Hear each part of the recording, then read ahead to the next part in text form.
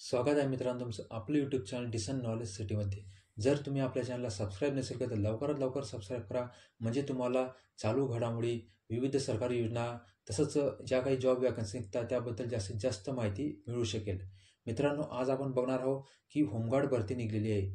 महाराष्ट्रामध्ये ही होमगार्ड भरती होणार आहे मित्रांनो. तर ती भरतीबद्दल आपण थोडक्यात माहिती बघणार आहे. मित्रांनो, तुम्हाला माहितीच आहे की होमगार्ड हे जे राहता ह्यांना 3-3 वर्षासाठी नियुक्त केलं जातं आणि ते वयाच्या 58 वर्षापर्यंत काम करू शकता. तुम्हाला ही माहिती मित्रांनो की होमगार्ड लोकांना ते काही जॉब करता म्हणजे एक प्रकार त्यांची ड्युटी लागते तेव्हा त्यांना काही भत्तेसुद्धा मिळतात. मित्रांनो, जेव्हा त्यांना बंदोबस्त लागतो त्यांना प्रत्येक दिवसाला 570 रुपये भत्ता दिला जातो व उपहार भत्ता म्हणजे एक प्रकार नाश्ता म्हणा किंवा जेवण त्यासाठी त्यांना वेगळे 100 रुपये देखील दिले जातात. म्हणजे त्यांना असे 670 रुपये मिळतात. तसं मित्रांनो, जेव्हा त्यांचं प्रशिक्षण काळ म्हणजे जेव्हा त्यांची ट्रेनिंग राहते त्या टायमाला त्यांना 35 रुपये खिसा भत्ता व 100 रुपये भोजन भत्ता हे सुद्धा भेटतात मित्रांनो. आणि जेव्हा ते कवायत करता म्हणजे जे परेड म्हणतो आपण, जसं NCC परेड वगैरे आपली होती त्या टाईपची जेव्हा ते परेड करता तर त्यांना या परेडसाठी मित्रांनो हप्त्याला 90 रुपये म्हणजे एका हप्त्याला त्यांना 90 रुपये कवायत भत्ता देखील दिला जातो. हे मित्रांनो तुम्हाला माहितीच पाहिजे. जर का तुम्ही होमगार्ड भरती करताय तर तुम्हाला ही गोष्ट माहितीच पाहिजे. मित्रांनो, तुम्हालाही माहिती आहे की तुम्ही होमगार्ड का बनताय, तर तुम्हाला तुमचं उदरनिर्वाह म्हणजे तुम्हाला तुमचं जे रेग्युलर जी रुटीन जी लाईफ आहे ती जगण्यासाठी पैसे आवश्यक आहे आणि त्या पैशासाठी तुम्ही ही भरती ट्राय करणार मित्रांनो. तुम्हाला या गोष्टी माहीत असायला पाहिजे. मग मित्रांनो, तुमच्यासाठी आणखी एक सांगायचं म्हटलं तर होमगार्ड लोकांनी जर का त्यांचं कर्तव्य म्हणजे ते जेव्हा ड्युटी बजावत असताना काही कसूर केला म्हणजे ते मुद्दामून अनुपस्थित राहिले म्हणजे ड्युटीला गेले नाही तर त्यांना 250 रुपये इतका दंड किंवा 3 महिन्याची साधी कैद आणि म्हणजे मित्रांनो अशी सुद्धा शिक्षा होऊ शकते. हे तुम्हाला लक्षात ठेवायचं आहे.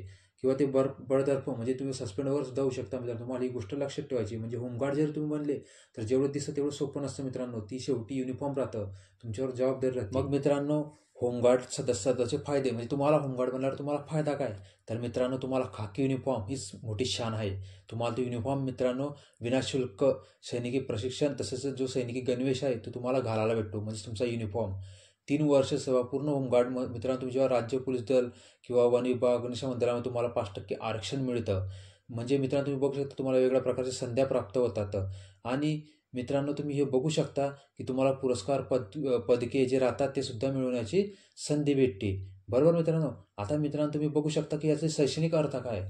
आता तुम्हाला जे होमगार्ड बनायचं आहे तर तुम्ही कमीत कमी 10वी पास असायला पाहिजे. तुमचं जे वय ते 20 ते 50 वर्ष असायला पाहिजे.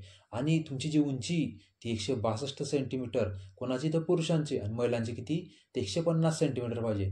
तसेच पुरुषांसाठी छातीसाठी काय मर्यादा आहे मित्रांनो, तर पुरुषांची छाती कमीत कमी 76 सेंटीमीटर पाहिजे आणि कमीत कमी 5 सेंटीमीटर त्यांची छाती फुगायला पाहिजे. ह्या गोष्टी मित्रांनो तुमच्यासाठी बेसिक आहे. मग आता तुम्ही जे होमगार्डसाठी अप्लाय करताय मग तुम्हाला कागदपत्र कोणते लागेल, तर तुम्हाला माहितीच आहे आपण महाराष्ट्रात राहतो. तर महाराष्ट्रात रहिवासी पुरावा जसं की तुमचं ओळखपत्र, आधार कार्ड, मतदान कार्ड. तुमची शैक्षणिक अर्हता तुम्ही 10वी पास पाहिजे. तुमचं जन्मदिनांक पुराव्यासाठी जे तुमचं 10वीचं जे बोर्ड सर्टिफिकेट राहतं किंवा शाळा सोडल्याचा दाखला LC ते लागेल. त्यात तांत्रिक अर्हता धारण करत असल्यास तत्सम प्रमाणपत्र म्हणजे तुमच्याकडे तांत्रिक असेल ते प्रमाणपत्र.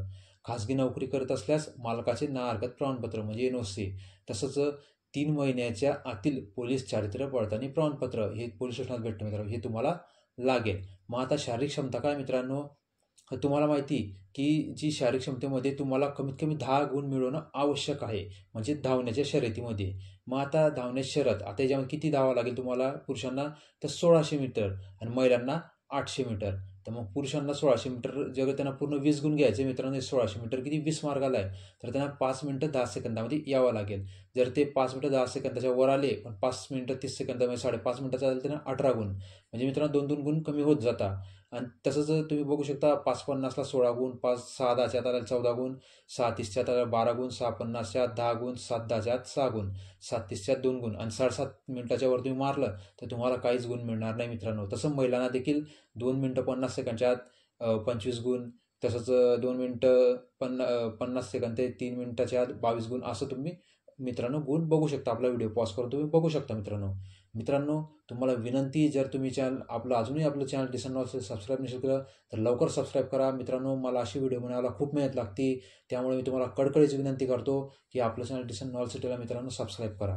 मित्रांनो आता पुढे बघू आपण की गोळाफेक. आता गोळाफेकमध्ये पुरुषांना किती तर 7 किलो 260 किलोग्रामचा तुम्हाला गोळा जो राहतो तो तुम्हाला फेकावा लागेल मित्रांनो. त्यासाठी तुम्हाला एकूण जास्तीत जास्त 10 गुण आहे. मग तुम्हाला जर तुम्ही 8.50 मीटरच्या वर फेकलं तर तुम्हाला पूर्ण 10 मार्क मिळतील. मित्रांनो, इथं सुद्धा तुम्ही बघू शकता की मार्काचं डिस्ट्रिब्युशन कसं आहे. शेवटचं तुम्हाला 3.70 मीटरपेक्षा कमी तुम्ही फेकू शकत नाही. समजलं मित्रांनो?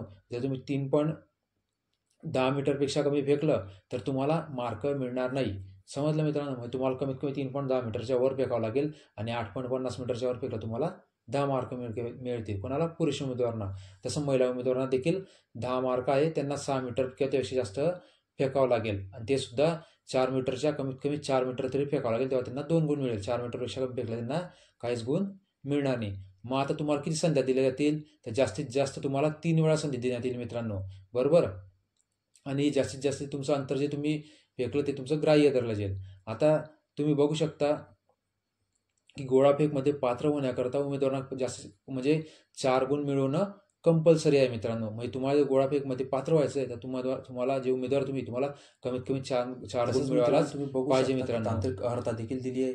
म्हणजे तुमच्याकडे आयटीआय प्रमाणपत्र, खेळाडू प्रावीण्य, म्हणजे तुमची जे स्पर्धा वगैरे खेळण्याची स्पर्धा ते, किंवा माजी सैनिक, NCCB सर्टिफिकेट, NCC सर्टिफिकेट, किंवा जड वाहन चालन परवाना, म्हणजे तुमच्याकडे यापैकी जे सर्टिफिकेट असेल मित्रांनो त्या सर्टिफिकेटनुसार तुम्हाला आणखी म्हणजे ॲडिशनल मार्क्स मिळतील. जसं की तुमच्या 1 तुमची पूर्ण असेल 2 मार्क, 2 पूर्ण असेल 3 मार्क, असं जास्तीत जास्त मित्रांनो तुम्हाला तांत्रिक अर्हतेसाठी 10 गुण मिळू शकतील. पण मित्रांनो, तुम्हाला इथे एक अट अशी की तुम्ही जर शारीरिक क्षमता चाचणी पात्र ठरले तरच तुम्हाला तांत्रिक अर्हतेचे गुण घेतले जातील, म्हणजे विचारात घेतले तर मग तुम्हाला ते गुण मिळतील. आता तुम्ही बघू शकता की ऑनलाईन अर्ज भरण्यासाठी अंतिम मुदत हे तुम्ही बघू शकता की जळगाव जिल्ह्याची 14 ऑगस्ट 2024 आहे, संध्याकाळी 5 वाजेपर्यंत. आणि सर्व अर्जाची छाननी झाल्यानंतर कागदपत्र पडताळणी व शारीरिक क्षमता चाचणी करता तारीख नंतर तुम्हाला जाहीर केलं जाईल.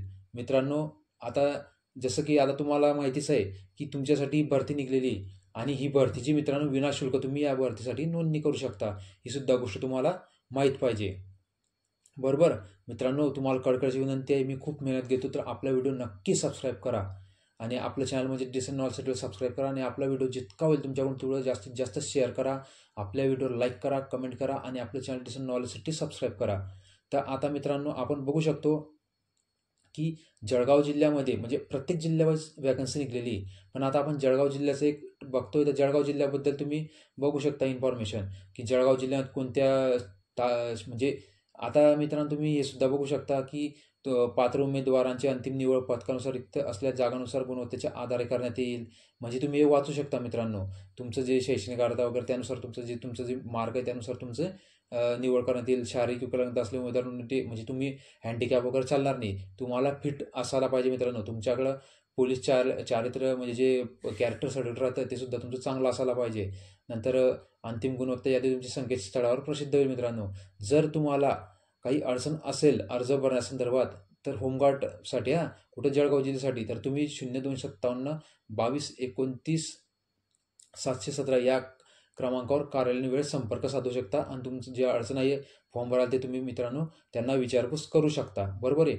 मग आता जे वॅकन्सीबद्दल मी तुम्हाला सांगितलं तर वॅकन्सी जसं अंमळनेर, मारवड, पुरुष, महिला, कोणाला किती जळगावमध्ये, भुसावळमध्ये, चाळीसगावमध्ये हे तुम्ही आपला व्हिडिओ पॉज करून मित्रांनो बघू शकता.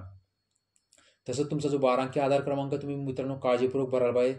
चुकीचा भरल्यास तुमचा अर्ज बाद होईल, ही गोष्ट तुम्ही नीट लक्षात घ्यावी. तुमचा आधार क्रमांक तुम्ही बरोबर भरायला पाहिजे. चुकीचा भरला तुमचा अर्ज बाद होईल. तुमचं लिंग, पत्ता, शिक्षण, व्यवसाय, ईमेल ID ही सुद्धा माहिती काळजीपूर्वक भरायला पाहिजे. बरोबर मित्रांनो. या प्रकारे आणि तसं मित्रांनो तुम्ही जर काही तांत्रिक अर्हता आहे तुमच्याजवळ त्याची तुम्ही संख्या सेट करावी. म्हणजेच तसंच बघा मित्रांनो, उमेदवार जड वाहन चालक परवानाधारक, प्रावीण्यप्राप्त खेळाडू आणि NCCB प्रमाणपत्रधारक असेल तर तांत्रिक अर्हता संख्या 3 राहील. म्हणजे तुम्हाला याच्यावरून समजलं मित्रांनो की तुम्हाला इथे संख्या सिलेक्ट करावं लागेल. तसंच तुमचं जन्म दिनांक, उंची काळजीपूर्वक भरावं लागेल. तुम्हाला सबमिट केल्यावर सरळ प्रिंट करण्यासाठी पेजवर म्हणजे तुम्हाला ही माहिती दिलेली मित्रांनो. बरोबर. तुम्ही काळजीपूर्वक फॉर्म भरा मित्रांनो, म्हणजे तुमचा फॉर्म चुकणार नाही आणि तुम्ही नक्की सिलेक्ट व्हाल अशी मी आशा करतो. मित्रांनो, माझी एकच इच्छा आहे की तुम्हाला जास्तीत जास्त सरकारी योजनांचा लाभ मिळाला पाहिजे, तुम्हाला सरकारी नोकरी भेटायला पाहिजे. त्यासाठी तुम्ही खूप मेहनत घ्या, खूप परिश्रम करा आणि ह्या होमगार्ड भरतीला नक्कीच सिलेक्ट व्हा मित्रांनो. माझ्या तुम्हाला शुभेच्छा आहे. जर तुम्हाला आपलं व्हिडिओ आवडला असेल तर आपल्या व्हिडिओ लाईक करा, शेअर करा आणि आपल्या चॅनल डिसेंट नॉलेज सिटीला सबस्क्राईब करा. माझा व्हिडिओ पूर्ण शेवटपर्यंत बघितल्याबद्दल मी तुमचा मनस्वी आभार मानतो. धन्यवाद मित्रांनो. बेस्ट ऑफ लक. भरती व्हा. धन्यवाद.